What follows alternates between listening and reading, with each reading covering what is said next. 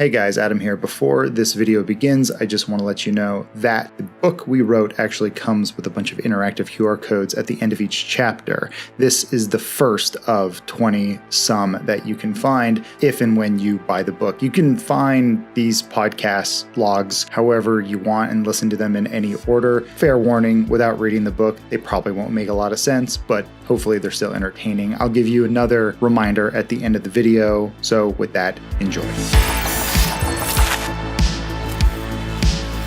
Good morning, Aaron. Good morning at 2 p.m. to you, Adam. We wrote a book. Spent a lot of time working on this thing, and I wanted to prove we wrote it, so we should talk to each other about it. Sounds like a suicide note. I had this idea because we worked on this thing remotely for... How much time did we spend on this? I lost track of all of it. When did you first drunkenly tell me about this at a chicken place? We were in Austin 2.5 years ago, and I said, meet me for chicken. And then I met at the wrong chicken place, and then I found the right chicken place, and then we drank 7 or 8 beers. Yeah. And I explained this idea to you. I keep trying to write this thing, and I can't do it because I'm stuck. And I know you're a good writer. Tell me if this is a bad idea or not. Yeah. And I remember you going to the bathroom without saying anything. Wait, really? You sat there, you thought about it, I'll be right back. You went in the bathroom and you sat there going, he fucking hates this. He hates this idea. I remember, from what I remember, you say, hey, this is probably why I don't remember because I drink. But you said, hey, I have this idea and it's about this kind of soldier. War is fought all in this one place on Earth. It's all centralized here. And he has, he's like a man trapped in this robot android bipedal thing. Yeah. And he's taking contracts and trying to earn credits to do something. I was the eager production assistant of like, I've got a dream, but it's really missing a lot of things. I have a name, and there's something about chess pieces. And I've done a little bit of world building, which is like the worst kind of writing anyone could ever do, where you go, I've created the economy of this place, but I don't know what any of the characters look like. And then you're saying, you told me this, and then I just went to the bathroom and didn't say anything? I remember you like thought about it. I guess the fill in the blanks there too. I had tried writing this thing by myself. Yeah. I had an outline. I locked myself in a room. I kind of piece it together. I came up with a few of the characters' names, kind of the setting, but then like at one point I started like drawing a map in Photoshop, and I'm like, this will help me write better. I'm trying to remember if I saw that map. I definitely saw the outline. Yeah. The outline looked like what I imagine Ted Kaczynski was sending to people, you know, like institutions before he would bomb them. There was some picture from a Pearl Jam music video. Yes. A lot of bullet points. And then it said book. Yeah. And so I had tried writing a prologue 3 or 4 times where it was introducing this character who at the time his name was just Lasker. And he was trying to do an arms deal. The idea was he's like trying to get a new arm because he's a robot and needs a new arm. That's right. And I kept trying to write it over and over, and it just wasn't working. And I was getting really frustrated and hitting my head against the wall. So then I called you and said, I have this idea. I want to work on it, but I just don't think I can do it alone. I'm really struggling with any kind of story. So then after you came back from the bathroom, I think you were just kind of like, after okay. I had made my tweet about like, you should hear this idiot's thing. Don't you hate it when your friends just want you to do all the work? And I'm going to pay for the meal. I'm like, Aaron's burning someone up in there. Yeah. What a loser. What an asshole. So I come out. You came out, and then I think we parted ways. Yes, we did. You got in your Uber, drove away. I got in my Uber, drove away. And I remember just thinking, well, that's the end of that. Like, we're not going to really talk about that much. Or I think it was one of those things where I said, and we'll keep talking about the book, right? And you're like, yeah. I'm already on Tinder looking for a new writer. I don't know how long it was. Maybe a month or 2 later, I came back into town. And you're like, let's meet up. And that's when you pulled your laptop out. And you're like, okay, let's hit the notes. These are the things that don't work. These are the things we need. And then we started just spitballing a bunch of ideas then and there. And that's like when work officially began. I remember telling you that I needed a couple weeks to just go think. I think about our friendship. Yes, about our friendship. And then I was like, while I'm thinking about whether we should be friends anymore, this project, there were a few things that I loved about it. So originally, you know, you were saying all wars fought in one place. And I was thinking, why would they do that? You know, why, you know, what would be the incentive for that? There was a lot of just those missing pieces. I remember you came up with the name Null, and then you said gig economy at that same meeting. You said, these are my thoughts. Because then I remember I came in and said, I want to do something in there where the narrative switches. I remember American Psycho did that and I loved it. I wonder if there's a way we can do that. And you were like, hold on. But then, but then we came up with the idea, I think in that meeting, saying like, well, what if these are logs? What if you're reading someone's story? So then if something interesting happens in the story and something shorts out, we can do some of like intermission. Here's something you could do. So then that got us really excited. And we came up with one of the stories that ended up just getting, it was the first Wikipedia story that ended up getting completely cut out. Yeah, the Voyager story. Yeah, because we had this other concept. We're getting ahead of ourselves. Yeah, but yeah. Either way. Like, nowhere enticing, I don't know. Whatever. Yeah. Would be auctioneers. But I remember we came up with a lot of good stuff, and I came away from that meeting drunk and jazzed. Like, I was really drunk. Yeah. And I remember the donuts you did on your motorcycle. You looked really excited. Just took off on a wheelie down the street. I remember you falling over a little bit and then going, taxi? Yeah. I just abandoned that motorcycle that day. I think, you threw $10 onto the fuel tank and just said, please don't take. And then I'm a rider. And then I ran off. I've started book tonight. Yeah. And then I think from there we started our weekly meetings. We started our weekly meetings. Every Sunday we'd call and just talk ideas. Yeah. And in the beginning, it was figuring out, I mean, it was everything from the ground up. It was tone. It was all this stuff. I remember feeling when I first read that kind of thing, your Kaczynski manifesto that you'd put together. I mean, you'd had kind of a blurb half page for a from start to end, maybe 20 of those or 15 of those chapter wise.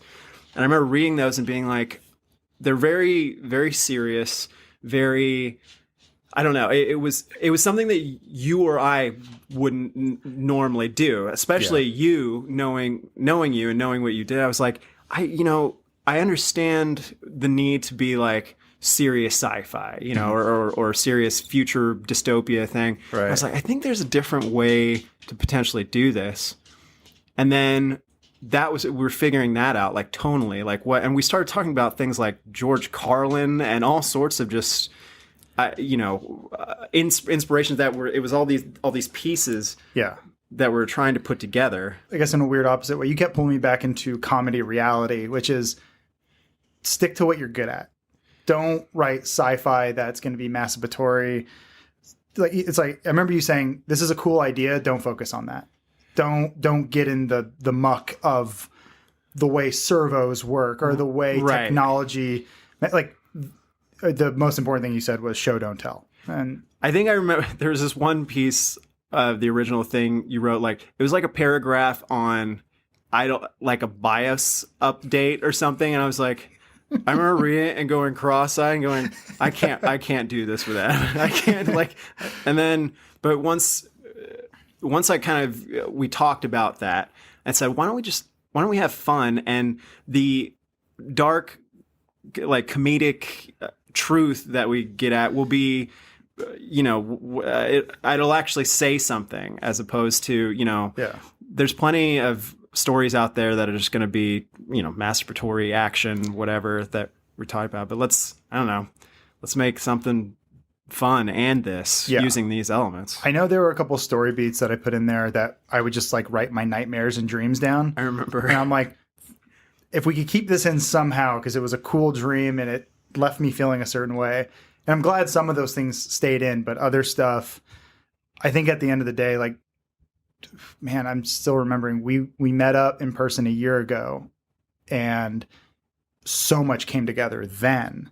Like the story was kind of doing this weird snake thing. And then we got together, wrote all the ideas up on a wall, and then it just like really started to gel.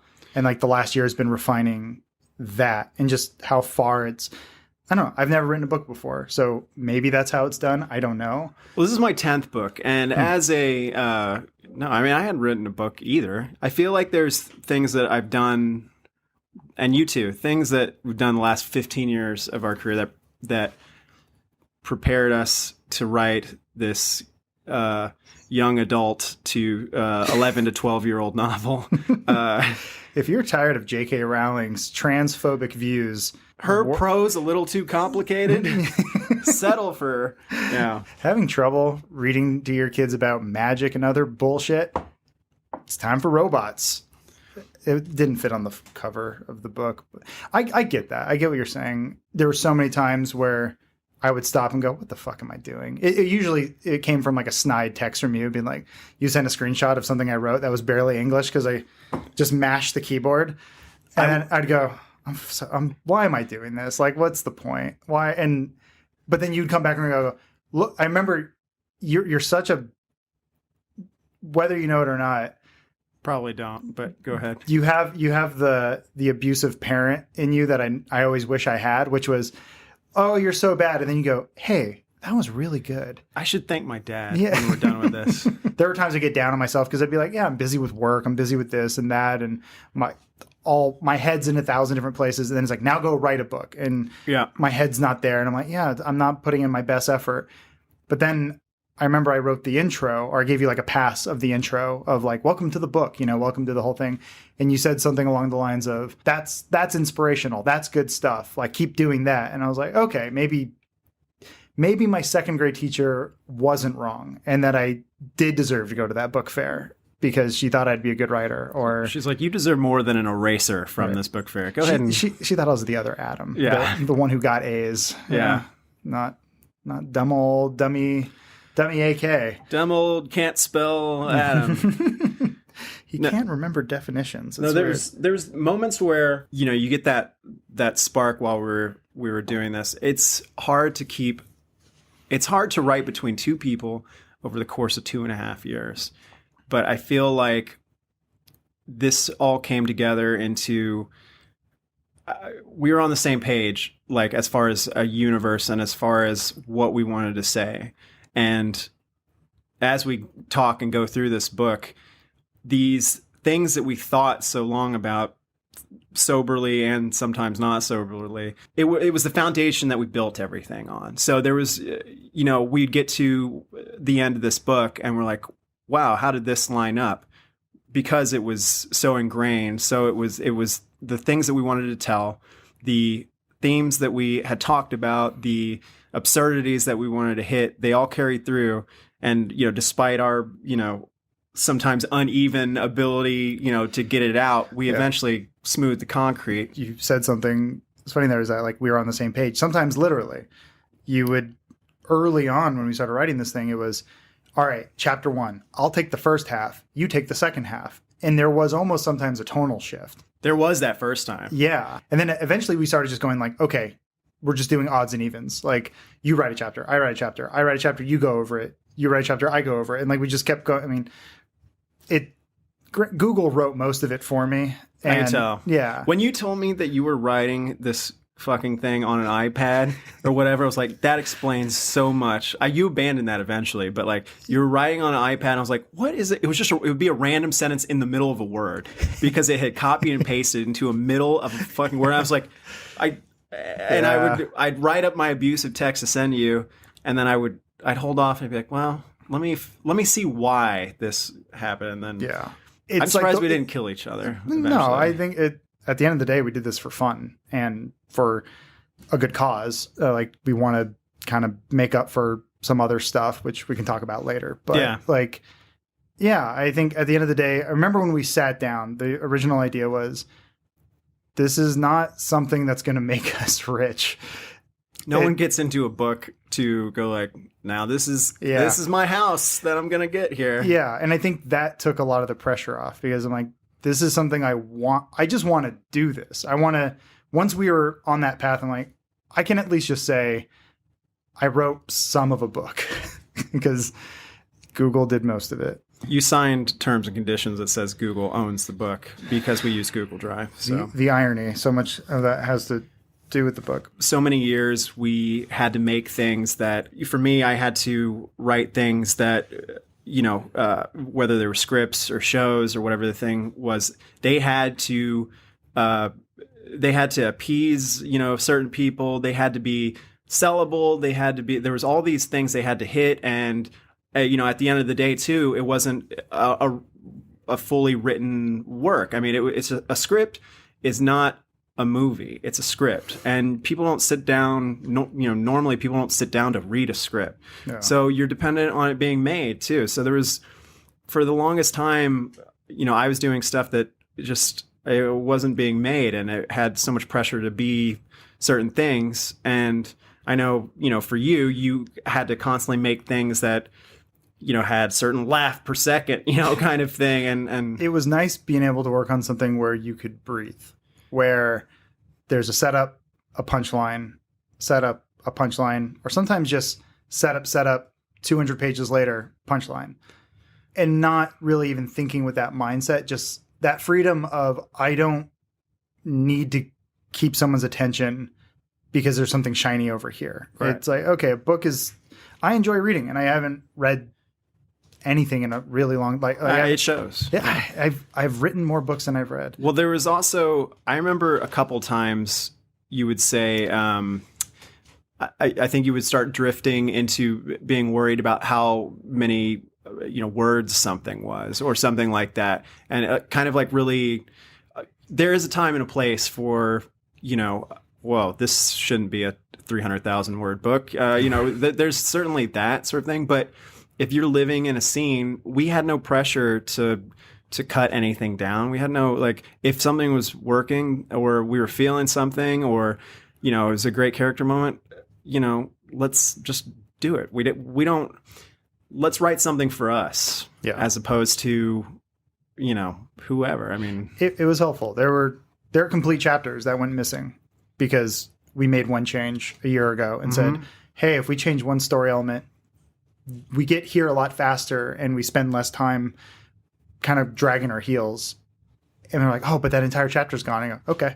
Yeah. I think that my years editing video helped me with that, where it's like, same. Yeah. It's like, you know what? Yeah, you spent a long time on it. Doesn't mean it's gone forever. It's going to live somewhere in an NFT or on someone's hard drive that they'll find after all of humanity collapses. And they go, what is this garbage? In some school, this is the unabridged version of Rook. And the kid's like, this is shit. And you're like, well, that's why they cut it originally 100 years ago.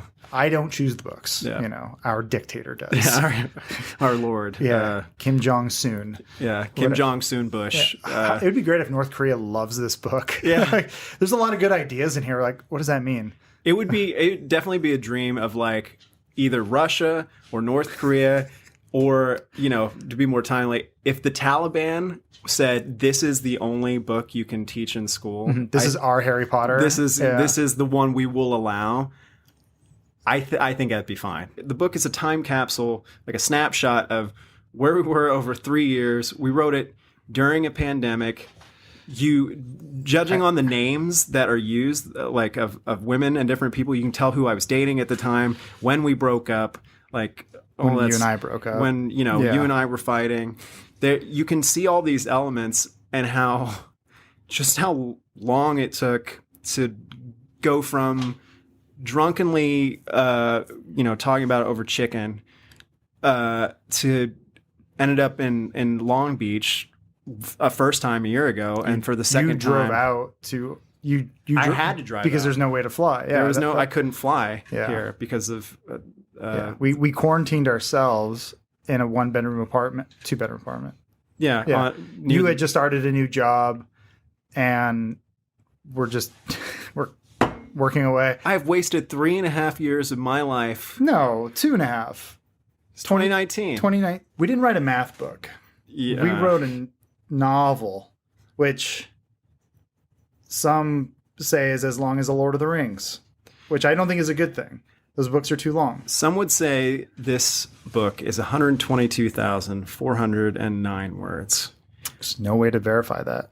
There isn't. It's changing by the day. It's changing as we speak. There's an editor, a wonderful editor named Rebecca, who is painfully finishing up editing this book. Though she laughed many times, we never saw the tears. Never out of spite, though. Like, I guess that's another thing I learned in all of this, which somehow you knew all of these things, or you were just making up the fact that you did that. I was. Because I remember you saying early on, like, we need to get an editor for this. I'm like, absolutely. I just want different eyeballs on this thing. But we have been working with a professional editor, which, I'll be honest, it's not too hard to be an author. That's a good place to end. You know, looking back on it, it's pretty easy. What you do is you write just good enough. Aaron fixes it, and then another person fixes it, and then it's done. Yeah. No. I felt like I was really annoying you for a while talking about getting an editor. Because no, I was never. I was always gung ho. Like, yeah, let's. No, I know you were gung ho, but I also felt, I was like, man, I know because I repeat things a lot. As you know, I repeat because my myself. brain's no good. You got to say my brain's no good. You got to make it stick to the soft tissue. But I knew once we were finished with this thing, and an editor saw it, and I especially like just the nature of this book and the topics it tackles. Like, it's a loner dude who's sad, an incel type, which was never the intention. It was never but it was, just naturally came out. Right. But because of the nature of the things we were tackling and the way like women are portrayed in it sometimes and all this stuff, I was like, we have to have a really sharp female editor who's going to bust us over the head and tell us like it is. Yeah. And I feel like we found that. She always would give us high marks for when something worked, and then she would absolutely bury us. Yeah, and be like, this doesn't make any sense, or hey, if you're going to do this joke, it needs to be backed up with this, and it needs to be funny, and it needs to be actually funny. Yeah. So I'm a weird Gen X millennial type or whatever. Not that defines me or makes me have to do anything, but there's that pessimistic side of me of like, it's all useless. Who cares? It's all going to suck. So typically when it comes to anything, I don't really have an opinion. My opinion is it's all sucks and it's all going to be bad anyway. That doesn't really work well for a book. Tell me. People will be the judge. We've read it enough, but yeah. What I think is interesting is when we started writing this, it was obviously before the world ended, and it was people who hadn't had connection in so long that the idea of actual true connection was sexy. And that's not just in a sexual sense, but just like it's electrifying, and little did we know that things would change in such a way that connections it's really hard to have now. In the time we started this, OnlyFans started porn, got rid of porn, and brought it back. Like, and it might be different by the time the book's out. I don't know. I don't know the future of OnlyFans. and OnlyFans is a great way to show the way at least we thought the evolution of relationships and connection will be for probably a lot of people. Yeah, but it's the same thing with Twitch and YouTube. It's platform agnostic, but those are symptoms of the larger. I don't know if you could even call it a problem because it just might be the evolution of connection. Yeah, there's this book. It's like Dopamine Nation, and they talk about that where. Like, why have we not evolved to figure this out yet? It's like, well, we still got monkey brains. We're still trying to figure this stuff out. But yeah, maybe we will evolve where we can handle excess all the time because the way our brains are supposed to work is we work around scarcity. But for some people, scarcity is not a thing. For others, that's all they know. And we are still this weird glob of humanity. There's no, like I said, there's no black and white. There's no one shoe fits all. But in our world, from what we've seen, those relationships are becoming more common of, my girlfriend lives on the other side of a screen, but it's because at the end of the day, humans are tribal and they want connection and they want to find someone that they can connect with. And right now you're having a lot of people who have been raised on nothing but the internet and that's all they know. So that's normal for some people. For other people, like for me, it's a little weird. It's a little new, but I'm here to learn. Here to learn, here to teach. I have nothing to teach. And neither do I. I don't know where I'm going with this tangent. I think you're trying to convince people not to read the book, I think is what you're I'm saying. trying to convince people that I'm smarter than I am. Oh, okay. By saying big words like paradoxical. Fuck me. Paradoxical. Is that a dinosaur? I could just imagine you spelling that and then me looking at it and going, I don't know what this... I think he's trying to say parabellum, but I'm not quite sure. That's a porn star, I think. That's a good place to get us into this world that we have built and cobbled together, and this story that kind of starts in a familiar place, at least to now. Yeah. But it's the evolution of where we are now, 70 years from now. Well, that was I guess one of the last things I'll talk about. I remember when I originally pitched the idea to you, it took place in the year 2500 or something. That's right. And then you said, make it 2090, make it closer to home. And like originally the main character was like 50 years old, because to me in that time, 50 will be the new 30. And we're just continually being like these like man children. Or that's the other thing too. We're writing from the perspective of man. So that's all we know. We are man. Man, mostly. Yeah. You know, according to our fathers, maybe not. Yeah. It could have been more. Everyone we showed it to, they're like, I'm confused. Why is he 50? And I was like, I thought he was in his 30s. Yeah. It's like, well, and then when you explain it, that switch goes and you go,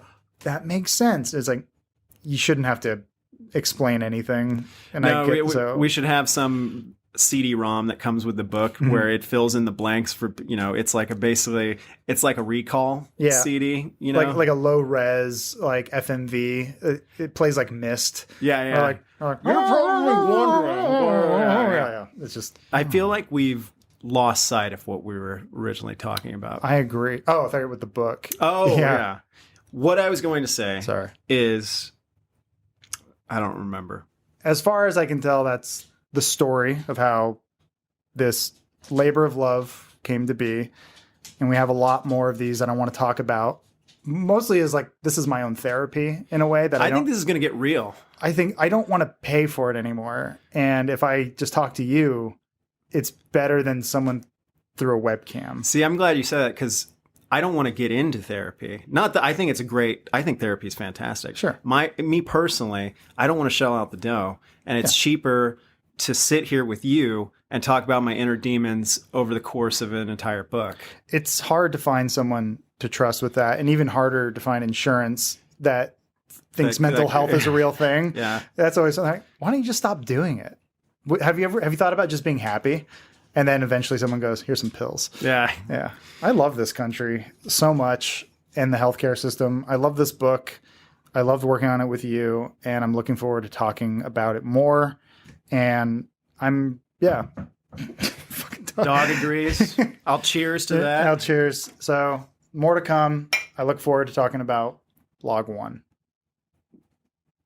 I'm out. Oh, wait. Oh. Ooh. Should we cut? Cut.